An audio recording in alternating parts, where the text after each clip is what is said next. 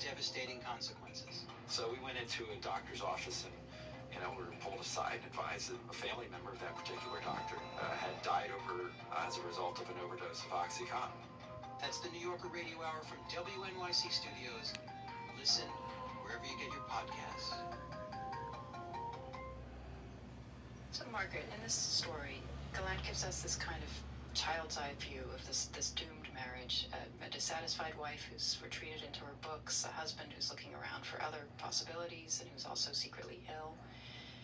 And then between them, this child, mostly ignored, who seems quite clearly poised to become a writer. As you brought up earlier, Mavis says that this story was very autobiographical. She said elsewhere that Linda was 90% her. Where do you think the fiction enters into it? Well, everyone selects. She's obviously selecting, as any writer does. Any autobiographical writer or any semi-autobiographical one. She's selecting the details that form an arrangement. What she's writing about in the story is the moment when the father almost starts up something with Georgie and then doesn't. And this moment, do you think she was aware of how pivotal it was at the time? Do you think this child in the story is aware? No. She's aware of something, as children are. They pick up atmosphere, but the interpretation of it is in retrospect. And she makes it very clear, because the voices are lost in snow, she makes it very clear that she's only getting part of it.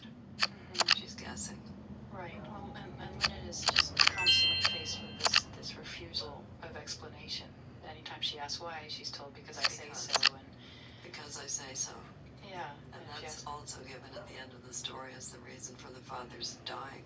It's because I say so. Who is saying that? She also, no one really listens to her. She talks, no one's listening. Her father's mind is elsewhere. Her mother's in her books. Gallant has that amazing line about the dark riddles filling the corners of life. Do you think that there's some kind of conspiracy to keep this child in the dark, or is this just representative of what childhood was at this time? That was the way it was. In families like that. My own family wasn't like that. They would give you endless explanations of just about everything. But most people did not. So the thing was to keep the lid on the child and get it to behave decorously in public. And otherwise, you didn't feel that you owed children explanations. Which is funny because, parents were children and must themselves have wanted explanations at some point. And were also treated probably even more strictly than that, so they just had it in their heads that that's how you treated children. Yeah. I mean, I wonder, reading the story, if part of the silence was simply an impulse to protect her from what's actually going on, from her parents' unhappiness, from her father's illness. Possibly. Reading the other Lynette Muir stories, I wouldn't be so sure of that. Yeah. I mean, she may just you don't protect a child by sending it off to a convent school at the age of 4. Yeah. When she got back from that, as you see in the other stories, she would be made much of for a couple of days, and then they would fob her off on the maid. I mean, the alternative to the convent school is being home with them and being ignored, so perhaps it was for her own good. No, I don't think, I don't know. You don't know, actually, how things would have turned out, but certainly she became an extremely independent person simply because she had nobody else to rely on. Shortly after that moment of the story, the father's dead, and then the mother just took off at some point. Yeah.